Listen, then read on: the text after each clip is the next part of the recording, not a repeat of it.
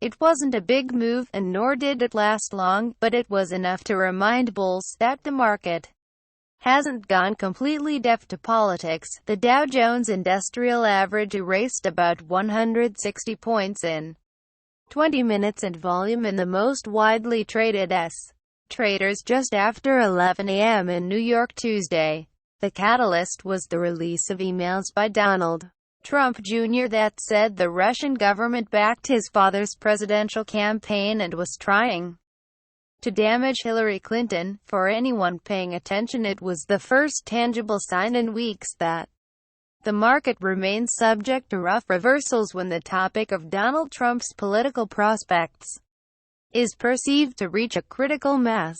Such eruptions had been all but banished since revelations concerning former FBI Director James Comey sent the Dow to a 373-point plunge on May 17.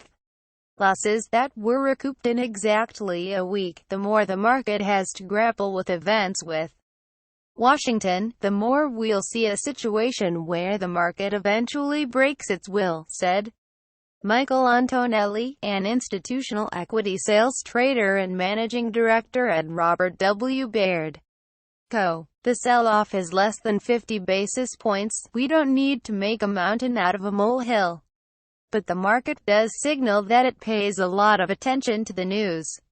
It might take the market a few minutes to a few days to figure out how important the news is. To be sure, today's damage was just a fraction of the May meltdown and pales in comparison to the shocks the market has suffered repeatedly since concern about technology company valuations surfaced June 9.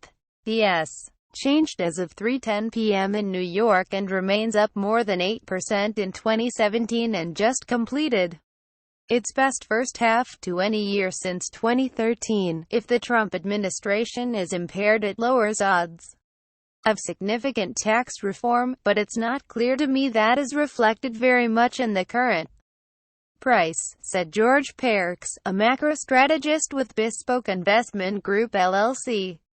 So I didn't read into it as what happens next.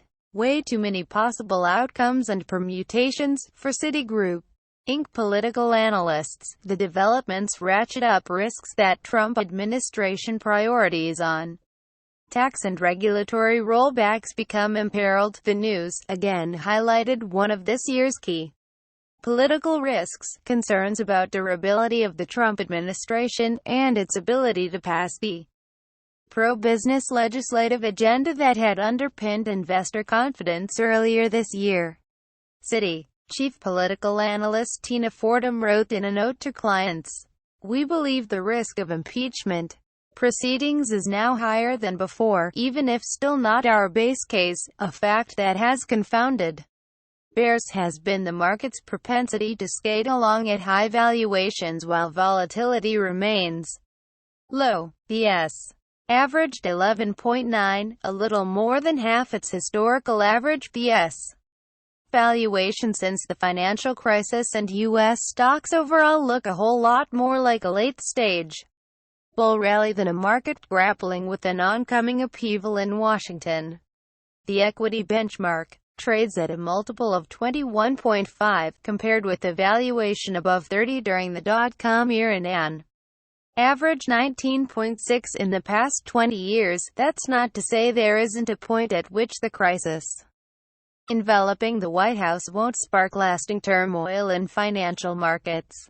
For now, investor attention will remain on Federal Reserve Chair Janet Yellen's coming testimony to Congress and the start of the corporate earnings season. If it spirals out of control to be a Watergate-type scandal, then all bets are off on new policy. But if there was a smoking gun, it feels like it would be out already, said George Schultz, founder and managing member Schultz Asset Management in New York. Maybe some people trade on this speculation, but I think the bigger drivers of the market are valuations, where interest rates are and where they're going. That's more relevant than whether Trump Jr. released emails and met with a lawyer.